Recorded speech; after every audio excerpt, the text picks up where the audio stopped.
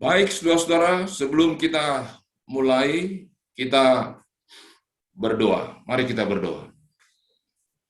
Maha besar Tuhan Bapa kami dalam surga.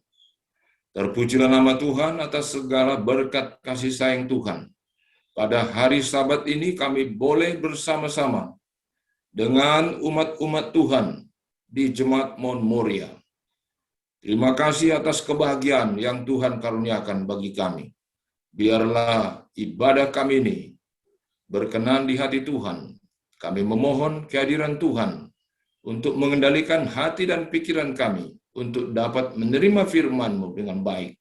Terpujilah nama Tuhan, dalam nama Yesus kami berdoa. Amin.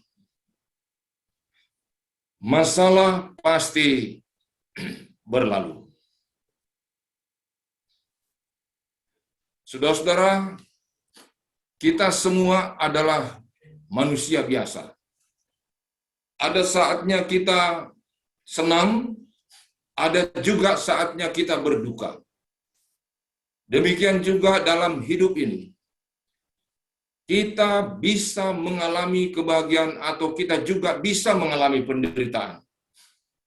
Masalah dan kesulitan dalam hidup pernah dialami semua manusia. Dengan jenis dan kadar yang berbeda. Setiap orang pastinya punya masalah masing-masing. Menghindari masalah tentu diinginkan semua orang. Namun prakteknya, masalah kadang hadir tidak mengenal waktu dan kondisi. Dan siap atau tidak siap, kita menghadapinya datangnya masalah. Tidak pakai ancang-ancang, apalagi pakai persiapan segala. Saudara-saudara, tidak seorang pun di dunia ini, apakah dia anak-anak, orang muda, orang tua, kaya atau miskin, yang tidak pernah menghadapi masalah selama hidupnya. Semua orang pasti sedang atau pernah menghadapi masalah. Di saat sekarang ini, saudara-saudara, semua bangsa sedang ada dalam satu masalah besar, yaitu sama sedang menghadapi pandemi COVID-19. Belum lagi resesi global yang mengintai, dan masih banyak masalah lain. Salah satu pertanyaan manusia yang paling sering ditanyakan adalah, jikalau Tuhan ada, mengapa harus ada masalah dalam hidup ini? Saudara-saudara, apa komentar Ellen G. White? Dalam Babel Commentary jilid 6 halaman 1111. Kehidupan umat Kristen itu tidak selamanya mulus. Terkadang harus menghadapi pertentangan yang sengit, pencobaan yang berat menyerangnya, keinginan daging melawan keinginan roh, dan keinginan roh melawan keinginan daging. Semakin dekat kita kepada penutupan sejarah dunia ini, semakin halus tipuan dan semakin kuat daya pikat dan serangan musuh itu. Serangannya akan bertambah dahsyat dan semakin gencar. Mereka yang menghadapi terang dan kebenaran akan mengeraskan hati dan tidak dapat dipengaruhi lagi. Dan semakin membenci mereka yang mengasihi Allah dan yang menuruti hukum-hukumnya. Saudara-saudara, apapun yang terjadi di dunia ini, semua sudah ditetapkan Tuhan melalui firman yang diucapkannya. Dan bahwa dalam segala hal, Tuhan selalu memegang kendali. Apa yang terjadi saat ini sebenarnya merupakan penggenapan dari firman-Nya. Dalam 2 Timotius 3 ayat 1 yang berkata, ketahuilah bahwa pada hari-hari terakhir akan datang masa yang sukar. Saudara-saudara, sebagai umat Tuhan, kita harus percaya akan kuasa Tuhan. Tetapi pada saat yang sama, kita juga harus selalu siap menghadapi setiap tantangan zaman yang memang pasti terjadi menjelang kedatangan Tuhan yang kedua kali. Firman Tuhan bahkan dengan jelas mengajarkan kepada kita bahwa hidup yang kita jalani di hadapan Tuhan adalah bagaikan sebuah pertandingan atau perlombaan. Pertandingan iman tentunya. Robert Scholar pernah mengatakan, masalah-masalah bukanlah tanda untuk berhenti. Mereka adalah petunjuk. Sebagai umat Tuhan, harus mau bertanding, berlomba, supaya keluar sebagai pemenang. Kita tidak pernah bertanding seorang diri. Ada Tuhan yang akan selalu menyertai dan menolong kita, supaya pada akhirnya kita akan tetap keluar sebagai pemenang.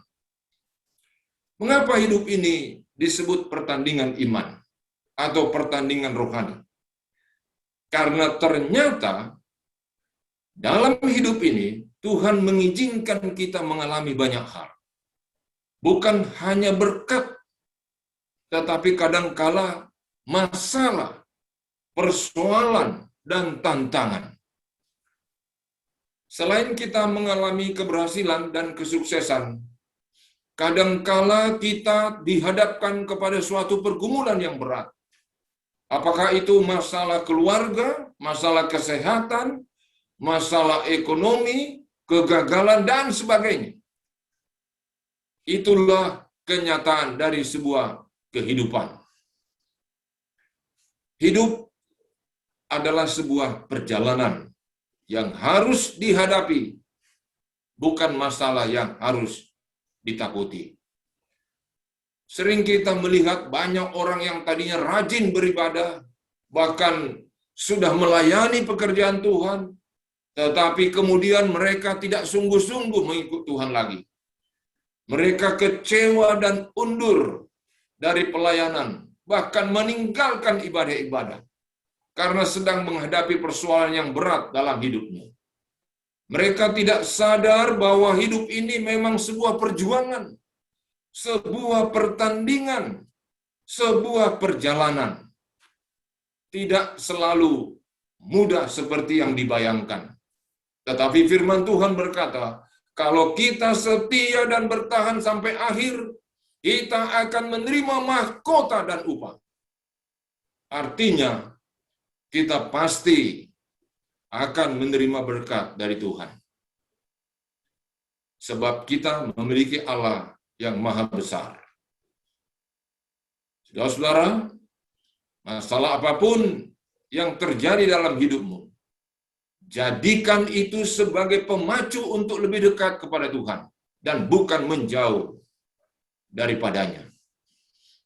Ada slogan mengatakan, banyak masalah, banyak mujizat. Sedikit masalah, sedikit mujizat. Tidak ada masalah, tidak ada mujizat. Masalah membuat hidup kita lebih hidup. Hidup jadi tidak monoton.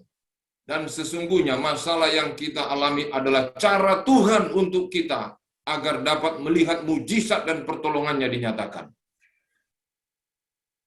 Masih ingat kisah di dalam Yohanes 9 ayat 1-3? Ketika Yesus menyembuhkan orang yang buta sejak lahir. Tuhan Yesus berkata bahwa bukan salah siapa-siapa dia buta seperti itu. Bukan salah dirinya atau orang tuanya. Tetapi karya Allah mau dinyatakan dalam diri orang itu. Masalah membuat kita untuk dapat melihat kuasa dan kemuliaan Tuhan. Saudara, mari kita belajar dari kisah Musa. Sejak lahir, Musa sudah menghadapi masalah. Musa lahir di Mesir di saat orang Israel berada di bawah perbudakan orang Mesir. Jadi pada waktu dia lahir di masa-masa sulit, nyaris dia dibunuh ketika dia masih bayi. Masalah besar. Apalagi dia dikejar-kejar oleh Firaun dan menjalani hidup sebagai gembala di tanah Midian selama 40 tahun. Banyak lagi masalah-masalah yang dihadapinya. Saudara, bagaimana kisah Musa dan bangsa Israel? apa masalah besar yang mereka hadapi. Bagaimana cara mereka melalui masalah itu? Musa dipilih oleh Tuhan untuk membawa bangsa Israel keluar dari tanah Mesir menuju ke tanah perjanjian. Setelah melewati masa perbudakan selama 400 tahun di Mesir, bangsa Israel tidak dilepaskan begitu saja meninggalkan tanah Mesir.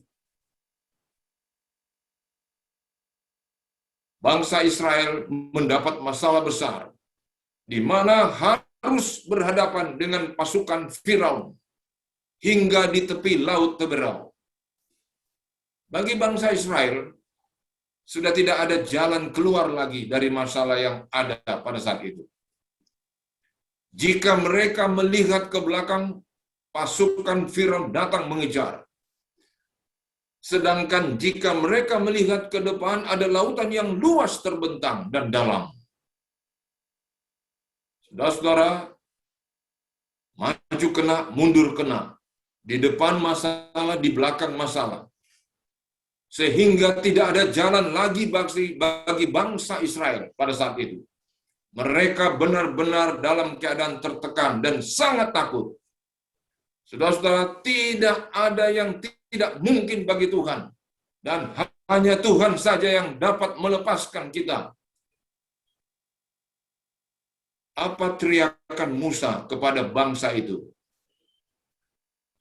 Kalau kita membaca dalam Keluaran 14:13, dicatat di sana, ayat 13. Tetapi berkatalah Musa kepada bangsa itu, janganlah takut, berdirilah tetap dan lihatlah keselamatan dari Tuhan yang akan diberikannya hari ini kepadamu. Sebab orang Mesir yang kamu lihat hari ini tidak akan kamu lihat lagi untuk selama-lamanya. Saudara-saudara, di tengah situasi yang gawat seperti sekarang ini, seharusnya kita umat percaya kepada Tuhan tidak terprovokasi oleh situasi yang ada. Dan jangan sampai situasi yang ada ini merampas damai sejahtera kita. Justru ini saatnya bagi kita untuk bangun dari tidur. Makin giat melayani Tuhan. Kita harus melawan ketakutan dan kekhawatiran itu bersama Tuhan. Kita tidak boleh takut terhadap masalah sebesar apapun yang menghimpit hidup kita. Kita harus katakan kepada diri kita sendiri untuk tidak takut terhadap masalah tersebut. Bebaskan diri kita dari ketakutan. Karena di dalam ketakutan tidak akan ada damai sejahtera. Saudara-saudara, bukan kesulitan yang membuat kita takut, tetapi ketakutanlah yang membuat kita jadi sulit. Jangan katakan kepada Tuhan, Tuhan, aku punya masalah besar. Tetapi katakanlah kepada masalahmu, aku punya Tuhan yang maha besar. Tidak ada yang dapat mendekati atau menandingi kebesaran Tuhan. Tidak ada kekuatan, kemampuan, kerajaan, kuasa manapun yang dapat menyamai kebesaran Tuhan. Oleh sebab itu, seharusnya kita dapat berjalan dalam kemenangan, karena Tuhan ada bersama kita. Percayalah, saudara-saudara, jika Allah bersama kita, maka tidak ada kekuatan yang cukup mampu untuk mengalahkan kita. Yohanes 10 ayat 29 berkata demikian, Bapa-Ku yang memberikan mereka kepadaku lebih besar daripada siapapun, dan seorang pun tidak dapat merebut mereka dari tangan Bapa. Sebagai orang percaya, kita dipegang erat oleh tangan Bapa. Dan tidak ada kekuatan apapun yang dapat merebut kita dari tangan Bapa. Dengan demikian, seharusnya kita bergerak dan melangkah maju pada hal-hal yang lebih besar. Saudara,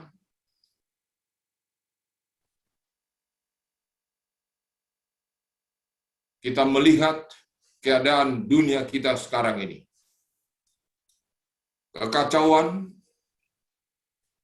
ada kerusuhan, terjadi pembunuhan, perampokan, dan apa yang kita alami saat ini menghadapi pandemi COVID dan berbagai bencana alam terjadi.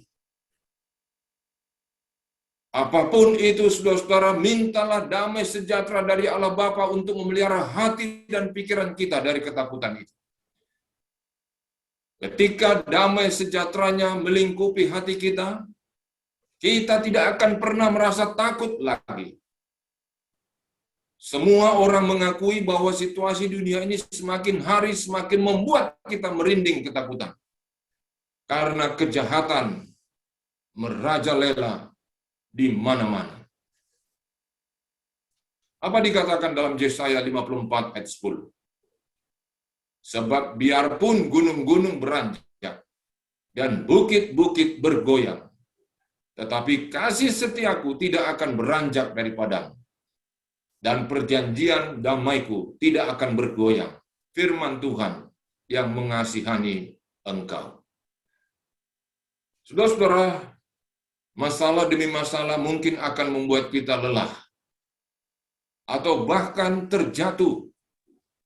Satu hal yang membuat kita dapat meraih keberhasilan adalah ketika kita bangkit dari kejatuhan dan berdiri kembali. Bukan seberapa dalam kita terjatuh, tetapi seberapa kuat kita mau berdiri kembali ketika kita terjatuh. Sebab itu, ambillah seluruh perlengkapan senjata Allah, supaya kamu dapat mengadakan perlawanan pada hari yang jahat itu, dan tetap berdiri sesudah kamu menyelesaikan segala sesuatu. Efesus 6 ayat 13. Gunakan seluruh perlengkapan rohani yang sudah Tuhan sediakan bagi kita. Firman Tuhan, kebenaran, keadilan, doa, damai sejahtera, iman, dan keselamatan. Tuhan menyediakannya. Dengan bangkit kembali dan tetap berdiri dalam kebenaran Tuhan, maka kita akan meraih keberhasilan dan kesuksesan di tengah-tengah masalah. Jangan takut dan tetap berdiri bersama Tuhan. Maka kita akan melihat keselamatan demi keselamatan dan mujizat demi mujizat terjadi dalam langkah hidup kita. Saudara-saudara, Tuhan yang telah berfirman tidak akan meninggalkan kita begitu saja. Dia akan memberikan kekuatan dan kemampuan bagi kita untuk dapat berdiri tegak dan berjalan terus di tengah-tengah kesulitan yang ada. Yakinlah akan otoritas yang telah Tuhan berikan bagi hidup kita. Gunakan otoritas tersebut sebagai orang beriman untuk melangkah dengan berani di tengah-tengah badai yang menerpa. Saudara-saudara, tidak ada kuasa di dunia ini yang dapat mengalahkan kuasa Tuhan yang telah diberikan bagi hidup kita. Bersama Yesus, kita akan lakukan perkara-perkara besar. Orang beriman bukan tidak punya masalah, tapi tidak menyerah menghadapi masalah. Percayalah bahwa rencana Tuhan itu selalu baik. Sekalipun kita berada dalam keterpurukan, jangan cemas. Tuhan pasti selalu memberikan kemenangan bagi kita. Bahkan Dia tetap merancangkan hari depan yang baik dan penuh pengharapan. Ketika kita dapat bertahan dengan setiap masalah, kita akan melihat kemuliaan Tuhan dinyatakan. Bersama Tuhan, kita pasti akan kuat dalam menghadapi setiap masalah. Dan Tuhan yang mengasihi kita akan membawa kita menjadi pemenang. Saudara-saudara, masalah pasti berlalu. Semoga Tuhan memberkati kita semuanya. Amin.